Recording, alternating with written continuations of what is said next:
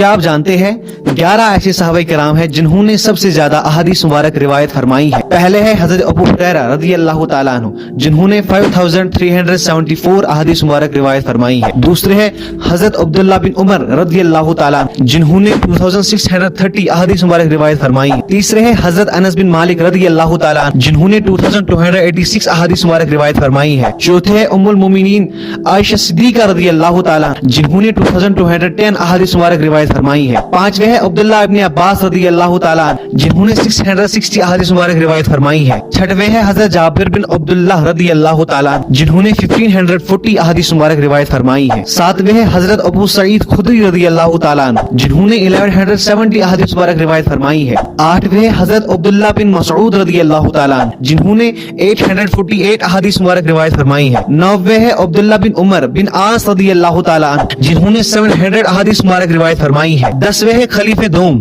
حضرت عمر بن خطاب رضی اللہ تعالیٰ عنہ جنہوں نے 537 احادیث مبارک روایت فرمائی۔ گیارہویں ہے حضرت علی ابن طالب رضی اللہ تعالیٰ عنہ جنہوں نے 536 احادیث مبارک روایت فرمائی ہے۔ According to Dr. Tahir al-Qadri صاحب، مولا علی رضی اللہ تعالیٰ عنہ narrated 12,000 احادیث شریف۔ آپ ان میں سے کس کس صحابی کو جانتے تھے؟ کمنٹ میں ضرور بتائیے اور اپنے دوستوں کو بھی یہ شیئر کریں کیونکہ انہیں بھی پتہ چل جائے کہ کس صحابہ نے سب سے زیادہ احادیث مبارک روایت فرمائی ہے۔